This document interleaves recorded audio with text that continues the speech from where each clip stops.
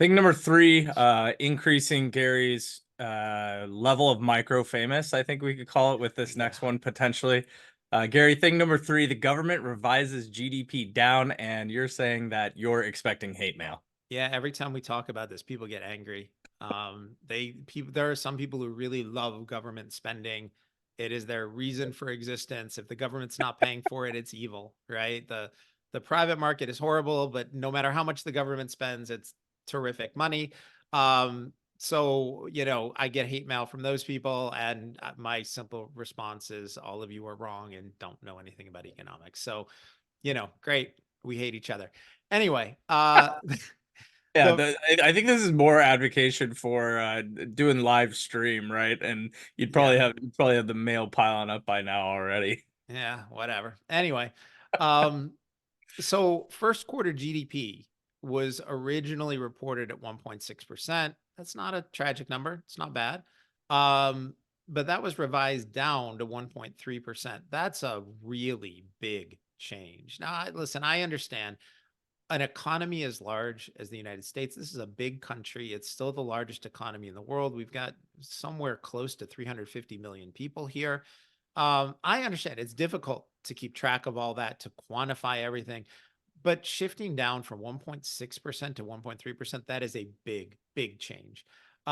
Even worse, more than 100% of that now 1.3% growth came from government spending. So this is your regular reminder that government spending adds to GDP, whether it creates value or not. And so, the example we always give is if I gave, a bunch of people $1 trillion to dig holes, and then another group of people $1 trillion to fill in holes, we'll have created no value, but we will claim $2 trillion of increase to GDP. So government spending can absolutely just destroy value.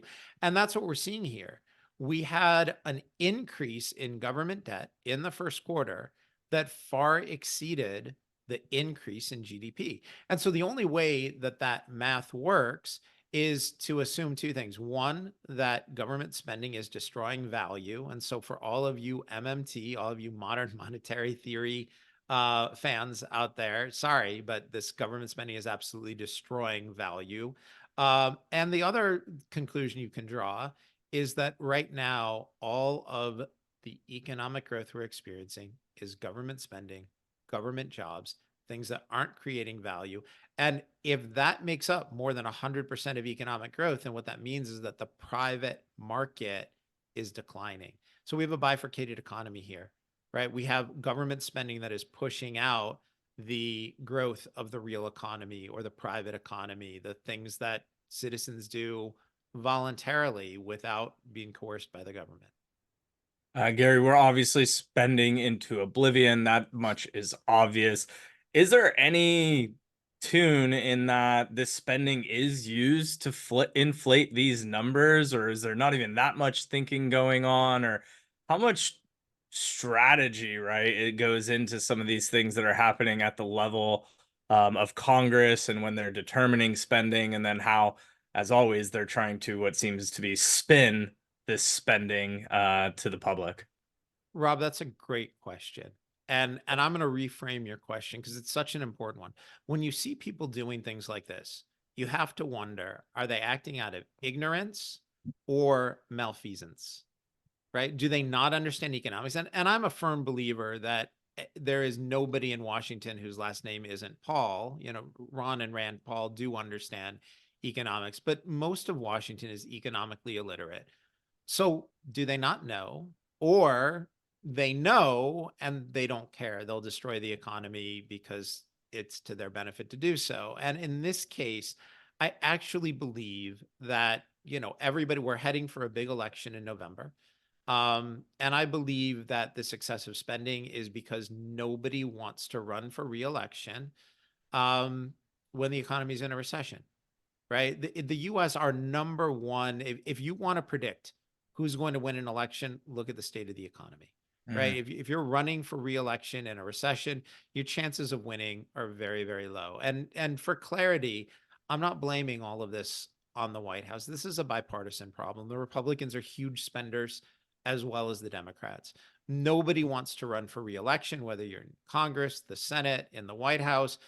Neither party wants to do this. And so they're spending excessively in order to keep the economy propped up. And this is one of the things we've talked about at length before, because it's a dilemma for Powell. What does he do when he's trying to slow the economy to get inflation under control, but Congress and the Treasury Department are intentionally running up huge bills to stimulate the economy? And, the Congress is basically, we've talked about this before a lot too. They've decided that they want to fund the government through inflation, because then they can blame greedy corporations, they can blame Putin, they can blame everybody else. But, they duck the blame on that themselves. So, we'll have guns, butter, bread, circuses. But in the end, I just want to remind everybody, we're all going to pay for our free stimmies with more inflation, right? People liked getting those big government checks. So, people got $800 checks or $1,600 checks, but then they saw their monthly expenses going up by $100 or $200, and that's permanent.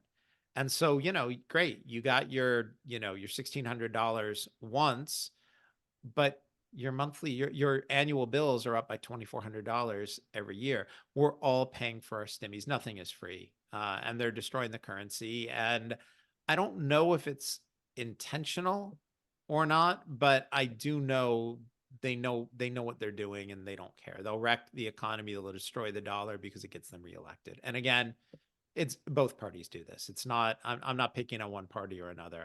I think they're both guilty of overspending.